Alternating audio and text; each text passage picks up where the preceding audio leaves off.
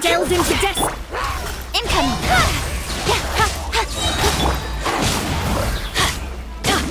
Teamwork is dreamwork. Don't behave.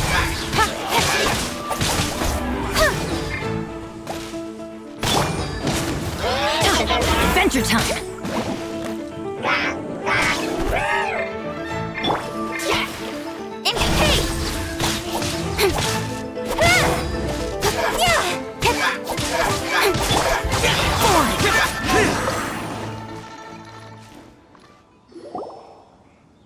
Those abyss mages just now.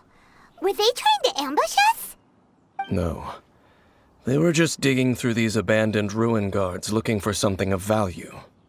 Oh, is that so? The Traveler here seems to like doing that a lot, too. Looking for chaos devices, chaos circuits, you know, that kind of stuff. They wouldn't be searching for such ordinary objects. In fact, I was nearby investigating precisely because abyss mages often come out from that ruin to explore. They seem to be searching the remains of ruin guards for a certain valuable object to take back to the ruins. However, they look disappointed, so it would seem they haven't found it yet. Well then, why didn't you grab one of them just now and ask what they were up to? I certainly don't mean to be merciful towards these monsters of the abyss, but I have a feeling that their plan with this object is of major importance to the entire Abyss Order. One cannot discover the truth behind it through interrogation. Or rather, these abyss mages likely fear something else, much more than they do a painful interrogation. Paimon is getting goosebumps thinking about all this. All right, we shouldn't waste too much time here. Let's continue our search.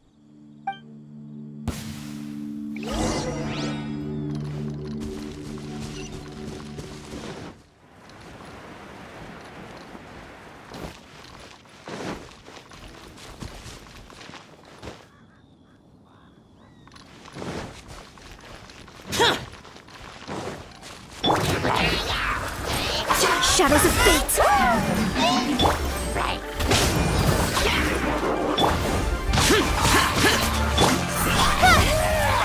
Nowhere to hide. Off we go! I'm going in! That's gonna hurt. Let's light it up! Useless! Evil conquering! Worthless!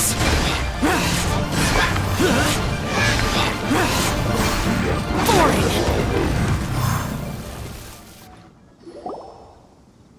Wow!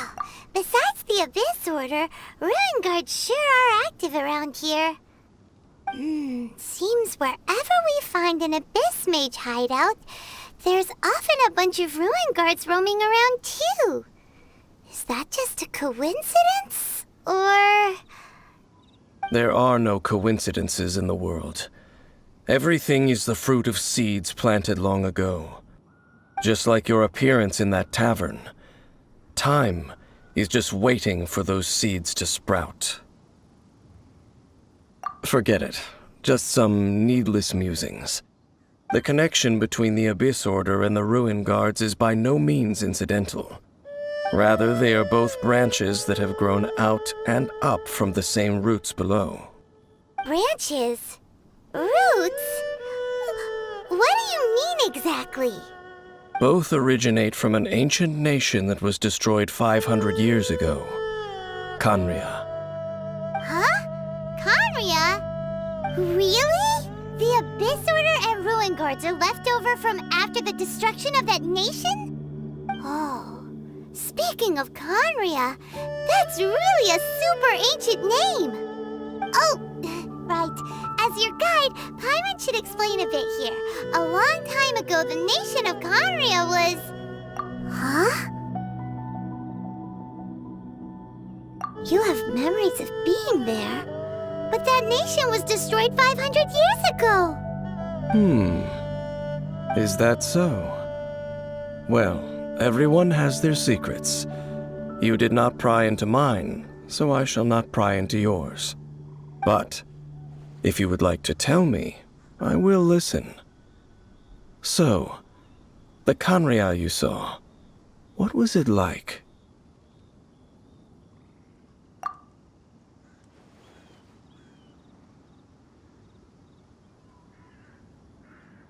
So that's the complete story, huh? Paimon thought that you ran into that unknown god first. I see. So your first memory after coming to this world was being awoken by your sister from within that meteorite. It seems your sister woke up first. But the question is, how long before you? And then your sister told you that the destruction of Khanria plunged the whole world into chaos, and that you two should leave this world called Teyvat? The destruction of Khanria? She said that? That destruction you witnessed, that's history from 500 years ago. It seems the first time you awoke in this world was indeed during that period. Huh. So your sister must have understood this world better than you did, because she woke up first. And it was shortly after that that you encountered an unknown god who blocked your path, so you couldn't escape. Oh, Paimon knows this part really well. I understand. When you awoke at that time and hurriedly tried to leave for another world, you didn't know anything about Khanria. But now, since you have come to gain some understanding of Teyvat, you are able to guess that the war you witnessed all those years ago must be the war that ended Khanria. Am I right?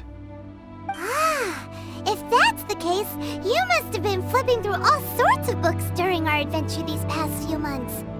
Before going to Mondstadt, you had just looked at some vague materials. Later, we managed to gather a whole bunch of old books from all around Mondstadt and Liyue, but you told Paimon they were useless. So, the whole time you were just trying to learn more about Khanria so you could find your sister? Oh, yeah! You can travel around the 7 nations to find the 7. But where can you go to find a nation that was destroyed 500 years ago? I probably know more about Khanria than both of you. Khanria was a nation without a god. Not because it had a god that died or abandoned them, but because it never had a god to begin with. It was a powerful nation, built purely by humans. An unprecedented, flourishing, and glorious civilization. It was the pride of humankind. A nation without a god? Later events unfolded just as you remember. It was all destroyed by gods. You mean that... 500 years ago, the gods descended upon the world and brought desolation to Khanria. The pride of humankind was uprooted and crushed, like a weed removed from the garden of the gods. How could that be? The history books don't say anything about that. Yes, well, continuing to discuss the past now will only dampen our spirits. Let's keep moving. I will tell you more of what you want to know as we continue our search.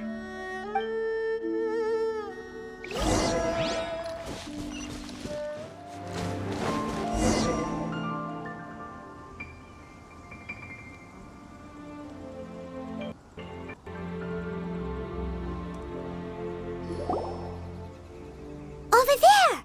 It's more ruin guards and abyss mages. Dane was just saying how these ancient machines are from Khanria. So, did Khanria have a lot of ruins that needed to be guarded? No. Ruin Guard is the name modern people have given these machines. No one called them that 500 years ago. These Ruin Guards were known as Field Tillers by the people of Khanria. Field tillers? What a strange name.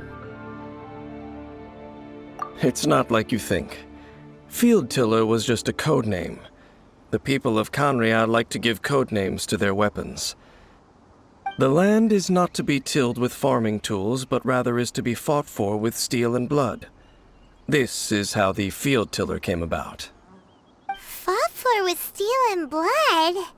Well, that's an interesting way of understanding tilling. Paimon doesn't think it's a very positive interpretation. After the destruction of Kanria, these masterless field tillers went completely out of control. They wandered aimlessly over the centuries, gradually spreading to every corner of Teyvat. Perhaps resonating with the sorrow of other civilizations lost to time, they found their way to various ruins across the land, where they lie dormant. Well, that sounds so sad. Once you understand more, those details won't mean much to you. But no matter their past, all that remains of them now is the danger they pose. So destroy them all.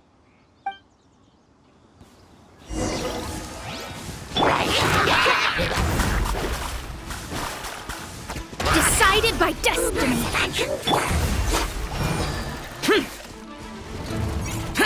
Evil conquering. Here. Here. Here.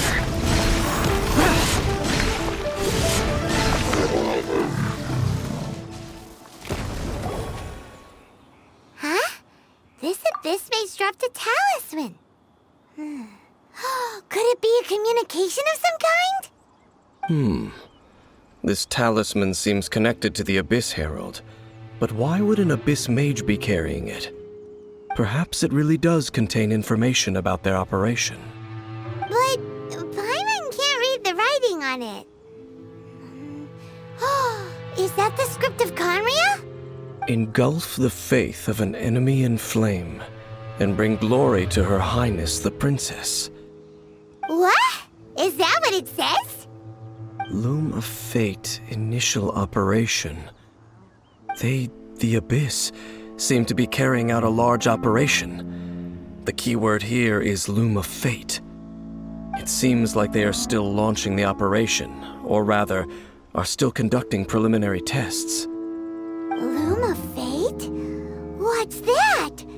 Is it literally a fate-weaving machine? From the horrible feeling Paimon's been getting, those eerie ruins are super likely to be related to this fate-weaving operation. So, Dane, what message does this talisman contain? I'm reading it now. An ambitious operation. But some parts are difficult to understand. How so? In short, the first phase of the plan is related to Osile, Overlord of the Vortex. The Overlord of the Vortex? You mean that god in the ocean? What do they want with Osile? I know of your past heroics regarding Dvalin, and I also know of the Abyss Order's role in the Storm Terror incident. Though you may not have been aware of it at the time, you were thwarting an Abyss Order operation similar to this one. Last time it was Venti's old friend. This time it's a huge ancient god. The Abyss Order keeps setting their sights higher and higher. Will the Abyss Order use their lies and dark magic to corrupt Osile, just as they did Dvalin? No. From the contents of the talisman, this operation goes one step further. They won't just corrupt Osile's mind. They also plan to use the ancient technology behind the field tillers to completely transform Osile's body. Is that even possible? So wait, the Abyss Order wants to make some sort of cybernetic squid god of mass destruction? Very few people today truly understand the civilization of Kanria. Though of course, the accuracy of that understanding itself is difficult to judge. Only the Abyss Order has consistently sought out the remnants of Kanria. Despite being far from human, they seek out this lost human civilization quite persistently. The talisman's message states that they will use the defiled statue as a base, attaching Osile's limbs to construct a mechanized god. and the new core that shall replace the orb usually held by the Statue of the Seven is the eye of the very first field tiller. The eye of the very first field tiller? Oh, Paimon gets it! All those abyss mages are looking for the special eye, right? It would seem so. This whole thing keeps getting more complicated. But basically, it all has to do with that eerie Statue of the Seven we saw, right? Yes. According to the talisman, the eye should be placed in the hands of the defiled statue, thereby imbuing the newly born god with the power to topple the divine thrones of Celestia. Oh boy, the Abyss Order sure isn't holding back with this plan. Since no one knows where the first field tiller is, how about we take the information about the statue as the starting point for our investigation? Yeah, that tone-deaf bard is too difficult to track down anyway. Let's go to the cathedral first and ask around. Maybe we'll learn something. The cathedral. Huh? What's the matter, Dane? Nothing. Let's get moving.